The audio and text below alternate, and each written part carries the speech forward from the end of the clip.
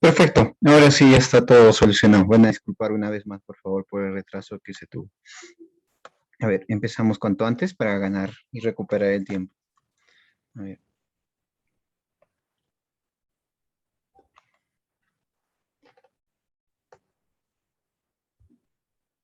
Perfecto. Ante todo, muy buenas noches una vez más a los que de repente recién se están conectando también a nuestra cuarta sesión del curso sobre gestión pública. Por parte de la Cámara Peruana de Comercio Exterior, les doy un cordial saludo. En esta oportunidad, señores y señoritas, vamos a hablar un poco sobre el área de presupuesto público. Analizaremos a grandes rasgos algunos de los grandes, en este caso principalmente de las etapas que se va a desarrollar dentro del presupuesto público. Perfecto. Por favor, les recomiendo, ¿ya? De que ustedes, desde el buscador que más frecuenten, puedan ir y poner guía de orientación al ciudadano, ¿ya? Eso lo pueden hacer luego de terminado la sesión o durante, ¿no? Eso ya dependerá de ustedes. Lo interesante de esta guía de orientación al ciudadano es que, en términos simples, nos hace entender, ¿no? Cómo es que se estructura el presupuesto público, ¿ya? Esta guía, como lo dice su propio nombre, es, digamos, da una explicación tan sencilla como para cualquier individuo. Perfecto. Bueno, cuando nosotros en este caso vamos a plantear la pregunta general de la clase del día de hoy, que va a ser, ¿qué es el presupuesto público? ¿No? Inicialmente vamos a un poco tratar de responder, ¿no? A que al fin y al cabo el presupuesto público va a estar considerado como uno de los principales, ¿no? Instrumentos de gestión pública, que lo que va a permitir al fin y al cabo es adecuar de manera eficiente y eficaz, ¿ya? Los recursos públicos. No quiero cansarles con este tema, pero es algo fundamental aplicarlo y tener siempre presente. Las múltiples demandas sociales que puedan existir en una sociedad, ¿cierto? Innegablemente van a requerir de un determinado recurso, ya sea humano, ¿no? Presupuestal, tiempo, ¿no? Todo tipo de recurso en este caso. Entonces, el presupuesto público va a ser ese instrumento de gestión que nos va a permitir es asignar en términos de eficiencia y eficacia los recursos necesarios para la satisfacción de esas múltiples demandas sociales. En ese entender, les invito, por favor, a que también, desde el buscador que más les guste, puedan buscar la Ley General del Sistema Nacional de Presupuesto, la 28411, por favor, ¿ya? Esta ley les va a dar mayores matices sobre el tema. Si podemos puntualizar algunos aspectos que comprende esta Ley General del Sistema Nacional de Presupuesto, aquí bien claramente, nuevamente señala, ¿no? Que el presupuesto público va a ser ese instrumento de gestión que utiliza el Estado y que a su vez, a través de este instrumento, le va a permitir a las diferentes entidades lograr no solo la asignación eficiente y eficaz, ¿no? Sino lograr sus objetivos y metas. Que dicho sea de paso, señores y señoritas, los objetivos y metas que se va a trazar esta entidad, ¿no? Sea una municipalidad, sea una empresa estatal, ¿no? Sea un gobierno regional, etcétera, etcétera, innegablemente se va a ver plasmado a través de su plan operativo institucional, ¿no es cierto?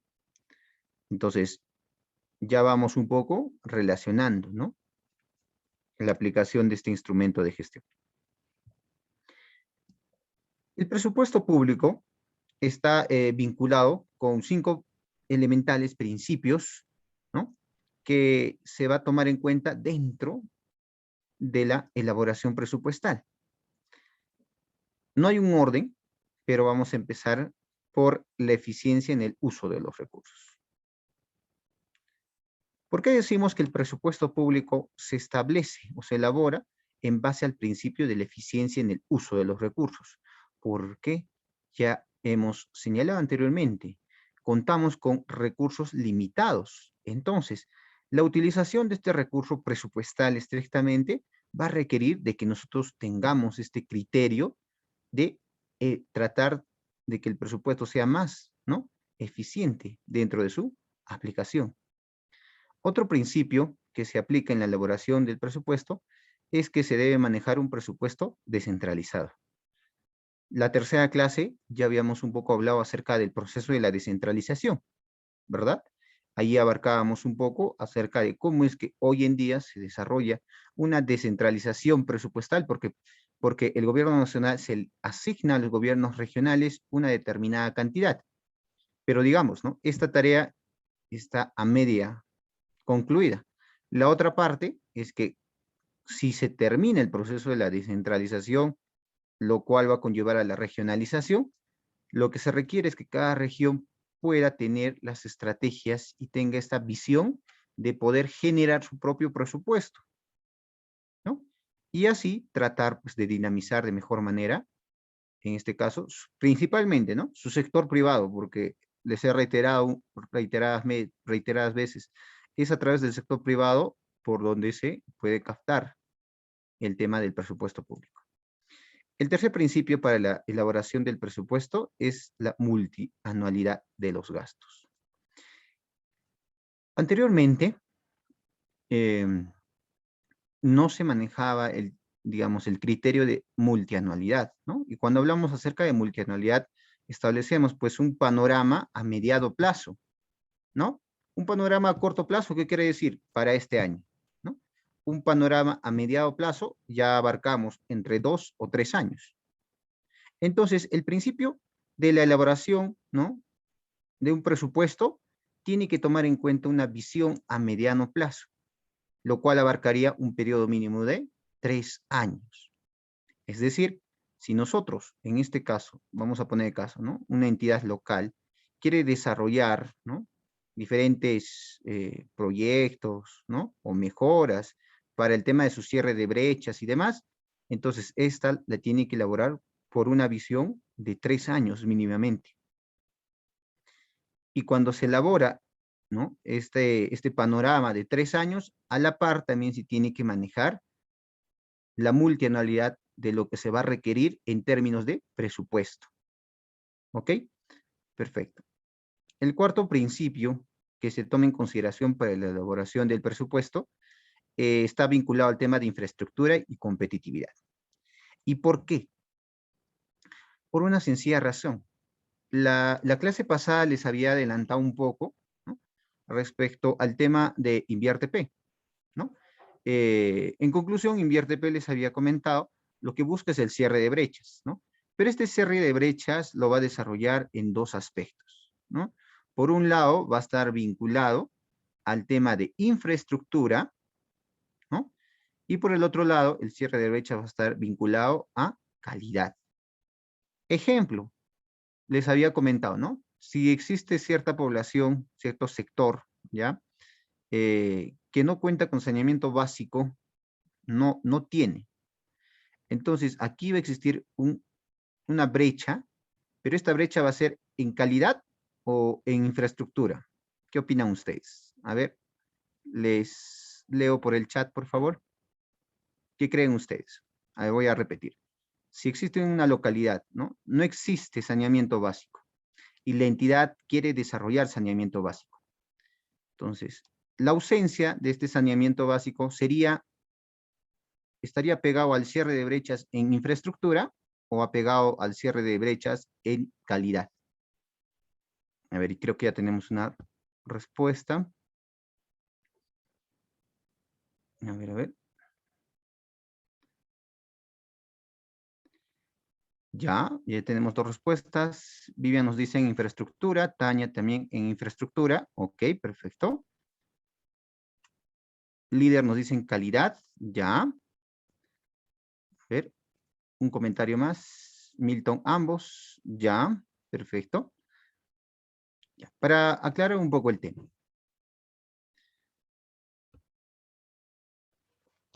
Aquí se está poniendo un ejemplo en donde la localidad no tiene saneamiento básico, ¿no es cierto? Entonces, cuando nosotros hablamos en temas de infraestructura, ¿qué quiere decir? Que existe una ausencia, ¿no? Y cuando nos referimos concretamente a calidad, es que sí existe, por lo menos una infraestructura, solo que no está pues en los estándares de calidad. A ver, la inexistencia de este saneamiento básico, sobre todo va a estar vinculado al cierre de brechas en infraestructura. ¿Por qué? Porque no existe. Pero el otro ejemplo que podríamos, un poco para diferenciar, sería que existe un saneamiento básico, pero digamos está totalmente ya deteriorado, ¿no? Que en cada lluvia está que se colapsa, ¿no es cierto? De repente ha habido una migración masiva al sector, ¿no? Entonces por eso hace pues que permanentemente se vaya a colapsar la infraestructura de saneamiento básico.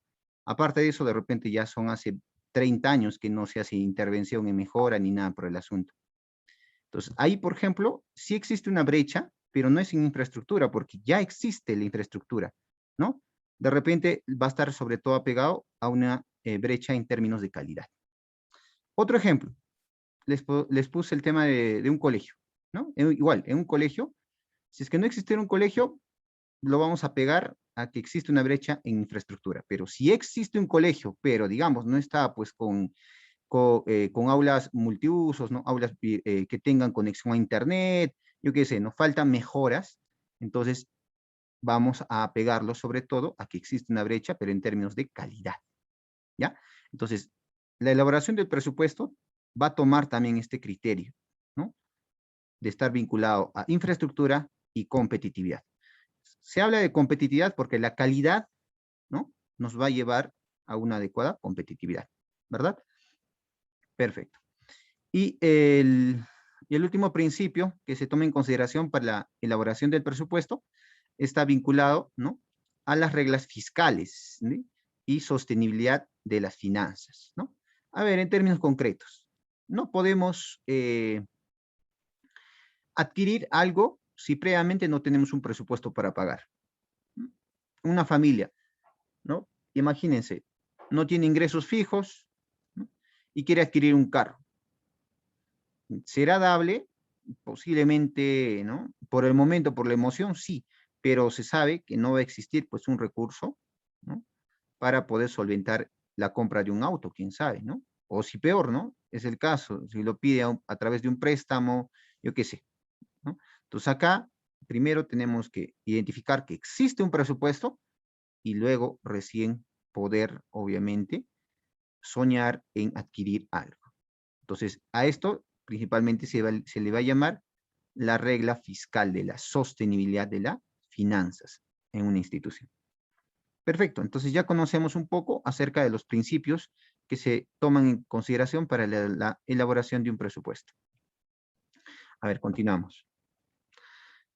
Entonces, este es el equilibrio fiscal, ¿no? Que justo señalaba al final, ¿no? La regla fiscal de la sostenibilidad de las finanzas, principalmente, ¿no? Va vinculado a un criterio, ¿no? De cuánto ingreso tengo y cuánto estoy dispuesto a gastar, ¿no? Entonces, aquí, por ejemplo, hay que tomar en consideración que están prohibidas, ¿no? Incluir ciertas autorizaciones de gasto sin el financiamiento correspondiente para justamente hacer el gasto por parte de la entidad. ¿Ok? Ahora, vamos a tomar nuevamente el ejemplo de la familia, ¿no? Les comentaba, una familia tiene múltiples necesidades por satisfacer en temas de salud, en temas de educación, en temas de tener una casa propia, ¿no es cierto? Tiene un anhelo, de repente no lo cumple, entonces requiere obviamente de cierto financiamiento para la satisfacción de las mismas, pero el sueño de lado será pues de repente tener un auto, ¿verdad? A ver, ¿qué pasa? Ya, vamos a imaginar que la familia se atreve, ¿no? A, a comprar un auto, ¿ok?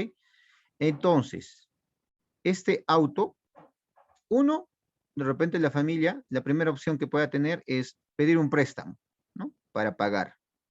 La segunda opción que pueda desarrollar, digamos, la familia, será pues, ¿no? Privarse de algunas, no sé, de alguna de sus tantas necesidades como tener una casa, ¿no? o de repente irse de viaje, yo que sé, va a tener que privarse de la satisfacción de algunas necesidades para poder adquirir su auto, ¿verdad? Vamos a poner esos dos escenarios. Entonces, ¿qué es lo que pasa? Usualmente, ¿no? Ya yéndonos a un ámbito un tanto más general, ¿no? El Estado, de igual manera, ¿no? Va a tener que asignar presupuesto, pero bajo previo criterio de cómo va a sustentar el financiamiento de las mismas. ¿Lo puede hacer a través de un endeudamiento? Sí. ¿Lo puede hacer, no es cierto?, a través de dejar de satisfacer otras necesidades y destinar ese presupuesto para otras? También, ¿no? Y aquí, no yéndonos mucho al tema político, simplemente vamos a tomar algunos ejemplos así muy prácticos que se han dado, ¿no?, en la última coyuntura política. Se tuvo, pues, digamos, una errónea propuesta principalmente, ¿no? Respecto a tratar de incrementar cierto presupuesto, pero no se explicaba a qué otros sectores se les iba a reducir el presupuesto. Entonces no puede ser, pues, ¿no? De que todos por lo menos vamos a requerir, pues, ¿no? Si hablamos del tema de educación, si hablamos del sector salud, yo qué sé, etcétera, etcétera, obviamente todos van a querer, pues, incrementar, ¿no? Su presupuesto, ¿verdad? Pero la imagen no es, pues, incrementar a todos, porque no estamos explicando de dónde vamos a sacar el presupuesto o el financiamiento de las mismas, ¿ya? Ahora, yendo al tema de la norma presupuestal, que anteriormente también les estaba mencionando, recordarles simplemente, ¿no?, que esta norma presupuestal es de aplicación a nivel nacional, regional y local. También es aplicable a los diferentes poderes, ¿no? Las universidades, ¿no?, los organismos autónomos, etcétera, etcétera, etcétera.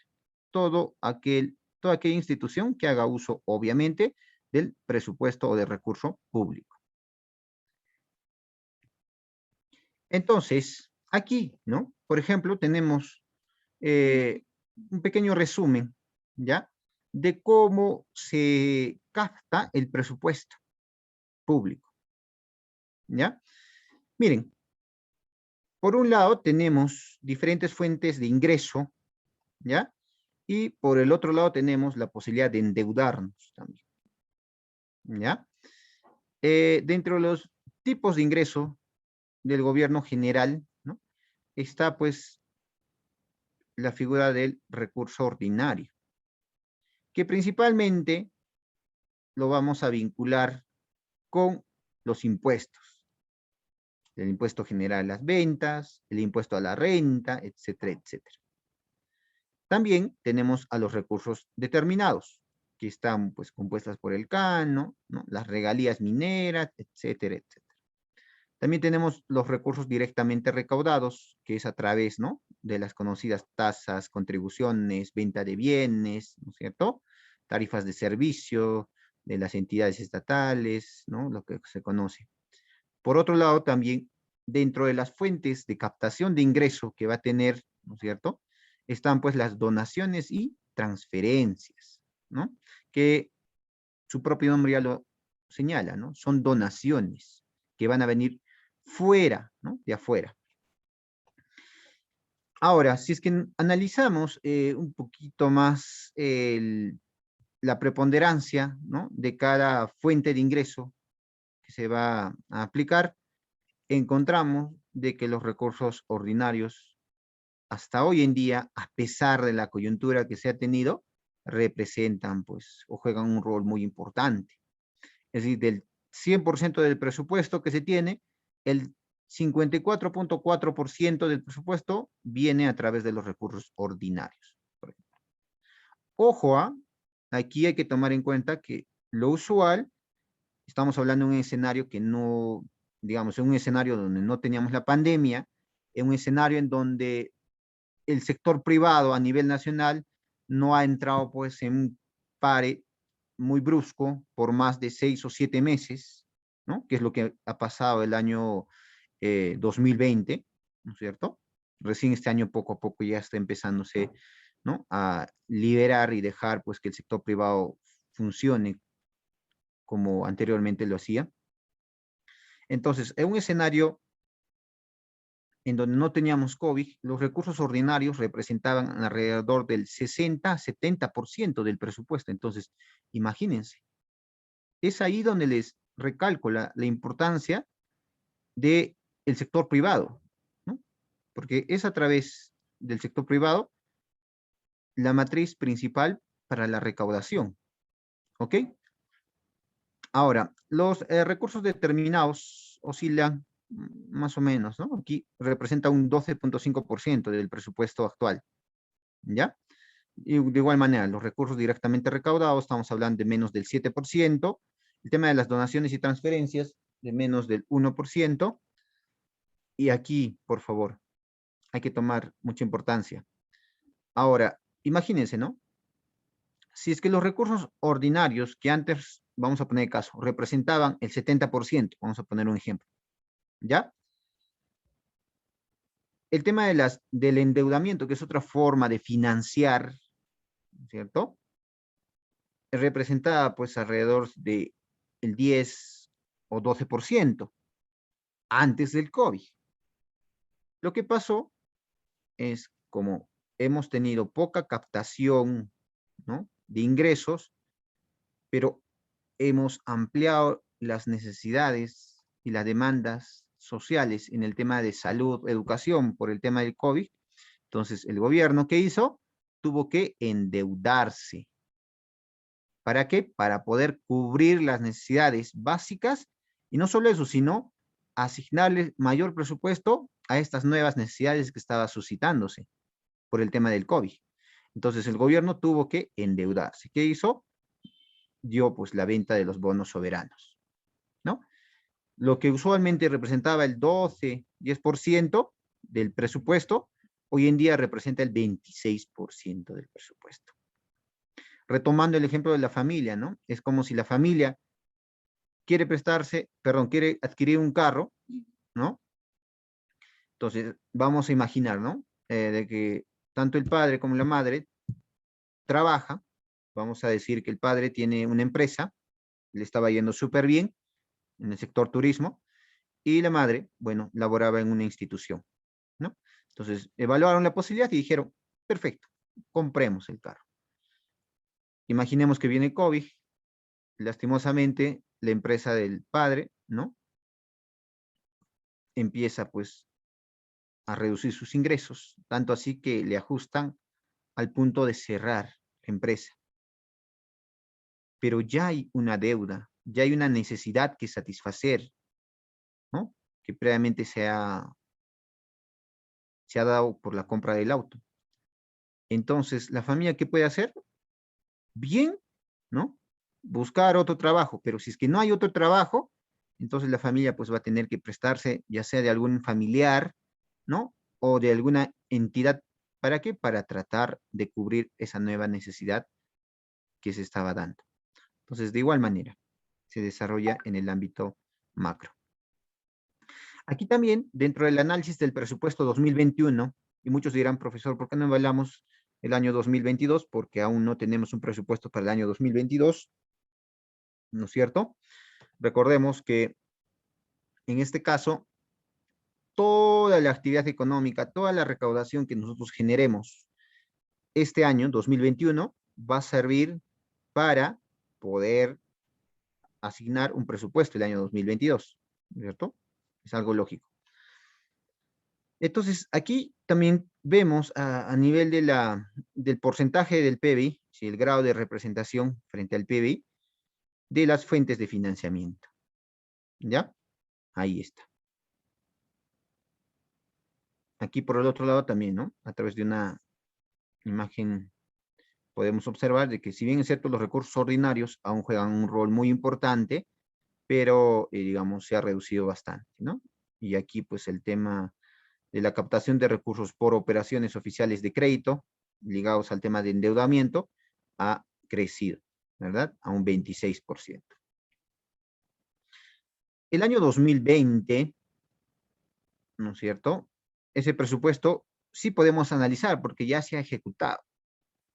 El presupuesto 2021 no podemos analizar porque recién estamos en ese proceso, ¿ya? El año 2020, el presupuesto A ver, aquí está, ¿no? Aquí, por ejemplo, nosotros vamos a ver la variación porcentual que se ha podido establecer frente al año 2020, ¿no? En los diferentes sectores, ya sea en tema de educación, a través de un 4%, ¿no? En tema de salud, por ejemplo, ¿no? La variación frente al año 2020 para el año actual fue mayor, de un 13%, por ejemplo, ¿no? Y así progresivamente. El presupuesto del año 2020 podemos decir que oscilaba entre 177.000 millones, ¿no? Un poco más. Y el presupuesto para el año 2021 estamos hablando de 183.000 millones alrededor. Muchos economistas aquí indudablemente han discrepado respecto al tema, ¿no? Ya que no estábamos en un escenario tan adecuado como para poder endeudarnos. Y peor aún, ¿no? Se nos venía el tema de la coyuntura electoral y era más que obvio que todas las coyunturas electorales impactan enormemente en nuestro sector, en el sector económico. Y el sector económico impacta fuertemente en el sector privado. Y el sector privado es tan vulnerable, ¿no? De poder, pues, generar a través de especulaciones la posibilidad, ¿no? De generar mayor inversión o quitar la inversión y destinarla, pues, a otros países. Entonces, aquí muchos economistas creían que el presupuesto no debía incrementar porque el escenario en el año 2019, perdón, en el año 2020 fue caótico. Como les reitero, teníamos más de 6 meses, teníamos cerrado al sector privado, no podíamos darles espacios para que se puedan, por lo menos, ¿no? Salvaguardar a través de su generación de ingresos, yo qué sé, etcétera. Entonces, como generamos pocos ingresos, muchos comentaban, nuestro presupuesto para el año 2021 debe ser un poco más mesurado. Muchos comentaban que debía ser el mismo presupuesto del año 2020, pero se optó por incrementar el presupuesto y este incremento del presupuesto, ¿no es cierto?, se dio en el incremento del endeudamiento sobre todo. Entonces, el presupuesto institucional de apertura, ¿no?, al que se le conoce como el famoso PIA, principalmente, ¿no?, vamos a llamar como aquel acuerdo, ¿no?, en el cual se dispone y se remite a la Dirección General de Presupuesto Público a través de, pues, de una información un tanto más disgregada, ¿no?, en donde se va a contener, pues, ¿no?, el presupuesto principalmente respecto a la aplicación de la misma. Aquí, por ejemplo, ¿no?, tenemos el presupuesto inicial de apertura, un poco para evaluar cómo ha sido, ¿no?, la evolución que se ha desarrollado en los últimos años. Si analizamos desde el año 2015, ¿no?, aquí, por ejemplo, el presupuesto, ¿ya?, respecto al año, ¿no?, 2016, tuvo un incremento del 6%. Del año 2016 al año 2017, de un 2,9%. Del año 2017 al 2019, esto es algo importante, ¿no? Estamos hablando de más del 10% hubo un incremento en el presupuesto institucional de apertura. Y muchos me dirán, ¿a qué se debía esto? Bueno, en gran parte, ¿no?, al incremento del precio de los metales. Y todos sabemos que nuestro país, pues, digamos, su principal actividad está vinculado al tema de la extracción y exportación de metales. Entonces, se tuvo mayor captación tributaria Y como existía mayor captación tributaria, entonces había la posibilidad de incrementar el presupuesto, ¿no? Y es por eso que la variación del presupuesto fue interesante, ¿no? Fue un incremento paulatino, a su vez un tanto preocupante, pero no era ni tan preocupante porque sí estábamos generando un adecuado ingreso en el tema de la captación. Y llegamos al año 2020, ¿no es cierto? En donde, pese a las condiciones suscitadas, se tuvo, pues, como les comento, ¿no? Un debate de mantener el presupuesto o incrementar. Y si es que se incrementaba, esta debía ser muy, pero muy mesurada, ¿no? Y miren, el incremento fue de 3.2%. ¿Ok? Prácticamente podemos decir, fue el menor en los últimos 3 años.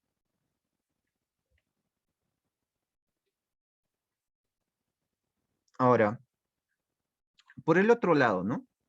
También ya un poco, ya hemos conocido cómo se ha desarrollado el sector del presupuesto público, ¿no es cierto? El escenario.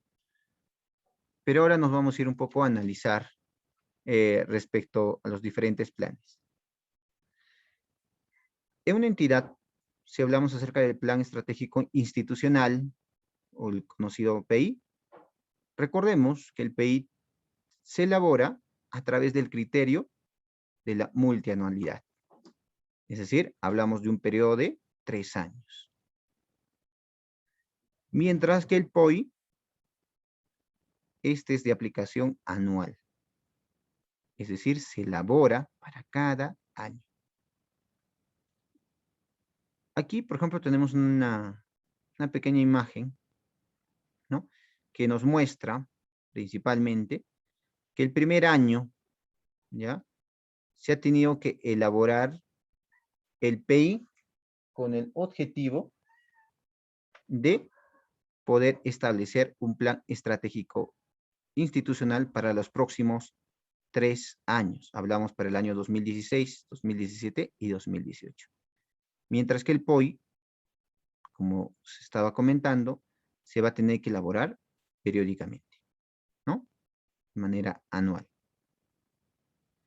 Entonces, aquí ambos documentos, ya sea el PI y el POI, se va a tener que desarrollar, ¿no? Y se va a tener, obviamente, que revisar de manera conjunta, porque el PI, ¿no? Puede que el segundo año, ¿no es cierto?, existan ciertas modificaciones dentro del plan estratégico.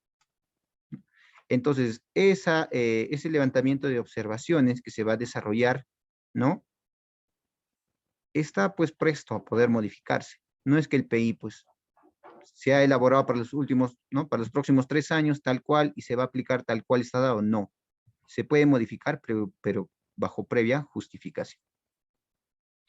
Aquí también por otro lado, ¿no? Tenemos, ¿no? Que los proyectos del PI y del POI, ¿no? Deben culminar con fecha máximo el último día hábil, dice, del mes de abril de cada año. Entonces, digamos en teoría, ¿no? Suele variar un poco, pero hay que tomar en cuenta, ¿no? De que el último día hábil del mes de abril, ambos proyectos deben culminarse. Aquí tenemos, ¿no? El mes de enero, febrero, marzo y abril. Profesor, pero no está terminando en abril. Ah, porque aquí lo que se va a elaborar principalmente va a estar vinculado a la aprobación, ¿no es cierto? Perdón, al ajuste que se va a tener que desarrollar del PI o del POI. Y no solo ello, sino también al conocido cuadro de necesidades. ¿Ok? Perfecto. Ya también teniendo en conocimiento ello, ahora abordaremos un tema complementario, tanto al PEIN, al POI o a la consignación del presupuesto público. Y en este caso nos vamos a centrar a hablar un poco acerca del proceso presupuestario. ¿Ya? Para este caso hay que entender que el proceso estaría comprendido por 5 fases o etapas. La primera corresponde a la programación. La segunda corresponde A ver, antes, ¿ya? En la programación, así puntualmente, ¿qué se va a evaluar? Primero, se elabora la escala de prioridades. Se está programando, ¿ya? ¿Qué más? Se analiza, pues, la demanda global de necesidades. No solo ello, por otro lado, también se va a desarrollar la estimación, ¿no? De los recursos públicos que se va a requerir. Y por último, se va a tener que determinar el financiamiento. En la segunda fase, comprendida por la formulación, aquí principalmente se va a determinar la estructura financiera, ¿ya? Y la estructura programática.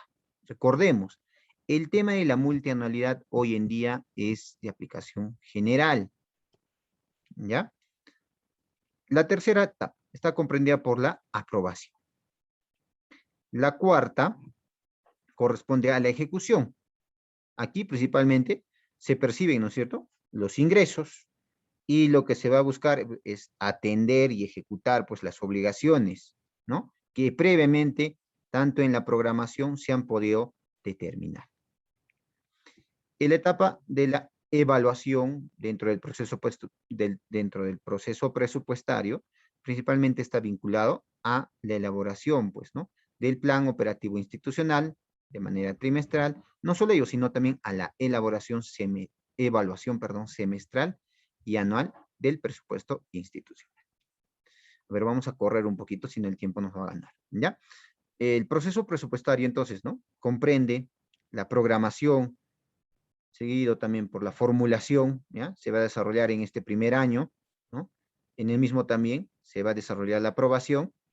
El segundo año va a comprender concretamente la ejecución, y el tercer año nos abocaremos al tema de la evaluación. Por eso hablábamos, ¿no?, de la característica multianual de un periodo de análisis de 3 años.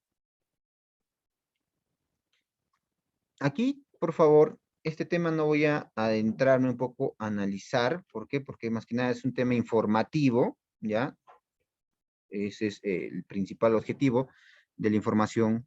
Por ejemplo, ¿no?, aquí vemos un poco acerca de la inversión pública, ¿no? Cómo es que se ha desarrollado el año 2019, vamos a decir un año en donde no teníamos este tema de la pandemia, ¿no?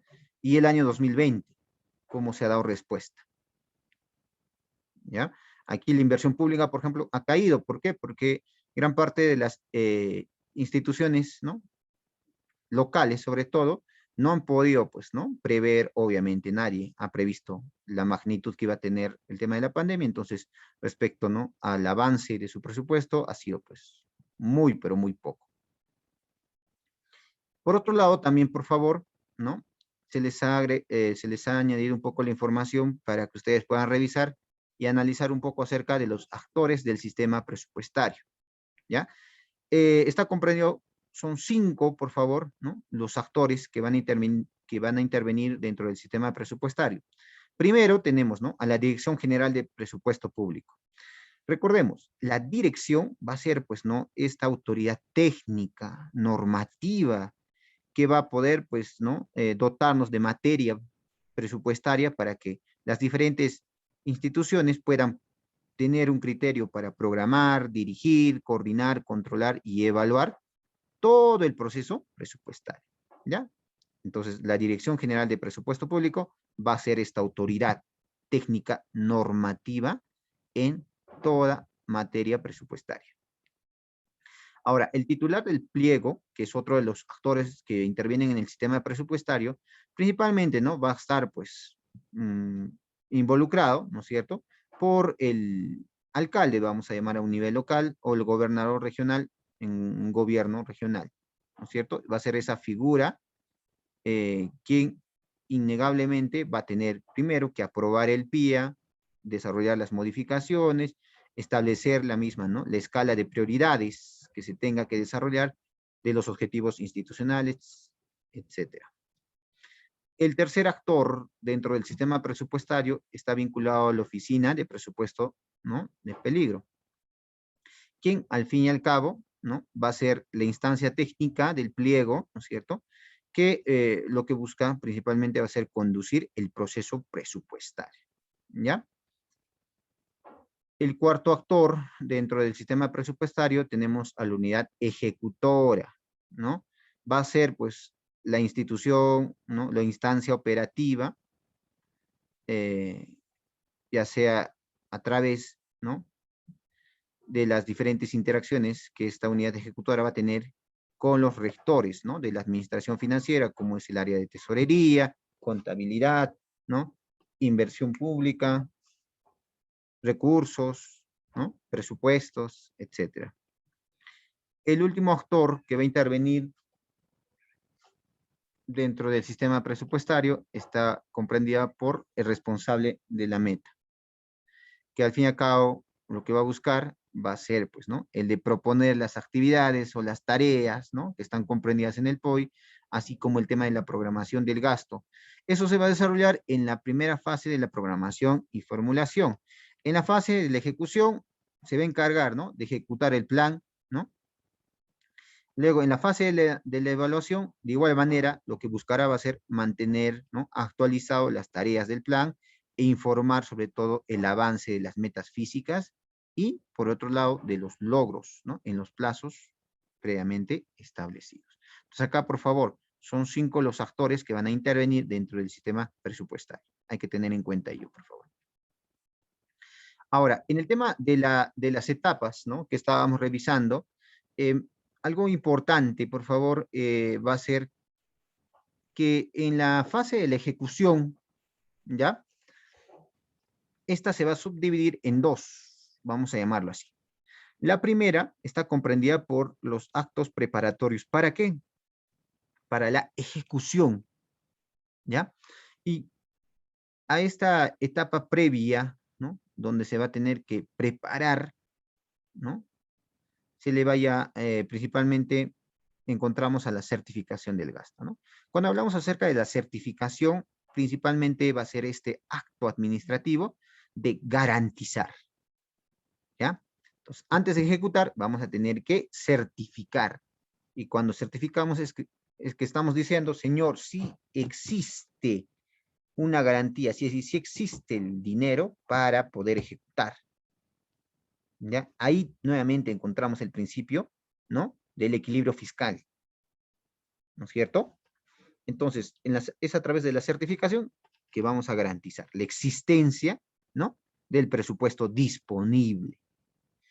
Una vez que ya se certifica el gasto, de lleno nos metemos pues al tema de la ejecución, que estaría comprendido por desarrollar los compromisos, los devengados, el pagado y el girado. ¿Ya? Esta etapa de la ejecución, ¿no? Principalmente sería bueno, esperemos que si nos alcanza tiempo en la última clase, poder manejar un poco el CIAP, ¿ya? Y poder, por lo menos, poner un caso concreto de la compra, no sé, de combustible, o la adquisición de algún bien a través de convenio marco, etcétera, etcétera, y a través del CIAP podamos hacer una certificación, luego un compromiso, ¿no? Anual, mensual, un devengado, así como un pagado y girado, ¿ya? Esperemos que voy a ver, ¿ya? De repente la última clase, un poquito agarramos el CIAF y desarrollamos un ejercicio práctico, ¿ya? Como para que el tema también cuaje un poco mejor.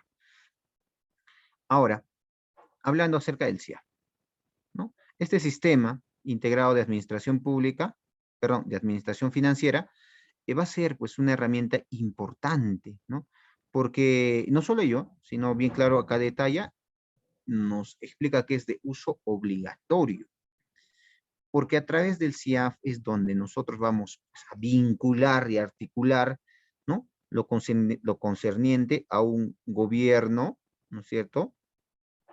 A una gestión que tenga manejo virtual, porque vamos a conocer si esta empresa tiene RNP, si esta empresa en la SUNAT registra tal cual como se está presentando a la institución, ¿no? Si tiene algunos inconvenientes, yo qué sé, ¿no? En temas de deuda, etcétera, etcétera. Entonces, a través del CIAP, ¿no? Nosotros también vamos a un poquito cotejar, pues, y compartir la información, ¿ya? Por otro lado, también el CIAF va a ser pues una herramienta electrónica en donde nosotros vamos a poder desarrollar las diferentes operaciones, ¿no? De gastos, ingresos, ¿no? Etcétera. Aquí, ¿ya? Esta imagen es un poquito antigua, ¿ya? Pero más o menos es lo que es lo que me gustaría que entiendan, ¿no? A través del CIAP desarrollamos el armado de una base de datos. Por otro lado, cotejamos la información con instituciones como el Banco de la Nación, ¿ya? El manejo de las diferentes direcciones, ¿ya? Aquí también con la Contraloría, con la SUNAT, ¿no es cierto? Con el OCE, ¿ya? Con RENIEG, hasta con el mismo se hace, con la SUNAR. Entonces, es a través del CIAF, en el proceso de la adquisición de bienes, ¿no? De servicios o obras, en este caso, que nosotros vamos a poder un poco articular el manejo de la información y vamos a consolidar a través de la elaboración de una base de datos también. ¿Ok? Y es por eso que se solicita pues que esto sea pues de uso obligatorio en todas las entidades, ¿no? ¿Para qué? Para sobre todo, ¿no? Manejar o tener un proceso un poco más acorde a nuestra coyuntura, ¿no? Tenemos que sacarle provecho pues, ¿no? A todas las ventajas que hoy en día nos trae el tema, ¿no? De la conectividad. Perfecto. A ver, este material también, por favor, es material ya complementario, ¿no? Al CIAP. Un poquito acá les hablo, ¿no? Acerca de qué se puede registrar, cómo está compuesto un poco el CIAP. Y por último, esto ya para que ustedes se distraigan, les he adjuntado, ¿no? Un documento en donde nos da a conocer cómo es que se ha desarrollado o en qué se ha gastado el presupuesto del año 2020, ¿ya? Y no solo ellos, sino también para las diferentes regiones, ¿ya? Ustedes aquí pueden buscar su región, evaluar cómo ha sido, ¿no? Analizar cuánto de presupuesto tenía para el sector de educación, en tema de salud, tema agropecuario, en tema, ¿no? De transporte, en tema de orden público y seguridad, cuánto del porcentaje de la torta que tenían como presupuesto, cuánto mi región lo ha destinado, pues, ¿no? A cada variable, ¿ya? Esto ya prácticamente para cerrar un poco el tema. Y por último, vamos a concluir que el presupuesto público va a ser, pues, el resultado, ¿no? Primero, de la obtención a través de la recaudación de impuestos, que es lo más importante. Estos impuestos, ¿quién los paga? Los peruanos, ¿no? A través de diferentes formas, de manera directa o de manera indirecta. Pero por otro lado también hay que entender que el presupuesto tiene que ser aprobado, ¿no? Ese PIA, que es el presupuesto institucional de apertura, es aprobado, ¿no es cierto?, por el Congreso de la República. Y ahí viene el rol importante de que nosotros tenemos que primero conocer de dónde salen nuestros recursos para recién poder, obviamente, darle la prioridad a la materia prima del cual surge nuestro presupuesto. Perfecto, señores estudiantes. Una vez más, les invito, por favor, a que puedan visitar su aula virtual de CAMEX. Ahí ya está, pueden encontrar la evaluación. Contiene 5 preguntas. Y simplemente me despido y nos reencontramos el día jueves. Que tengan una bonita noche. Cuídense bastante. Cuiden también mucho a sus seres queridos. Conmigo será hasta la próxima. Buenas noches, permiso. Gracias, profe. Gracias. Buenas noches. Gracias, profesor. Buenas noches. Buenas noches con todos.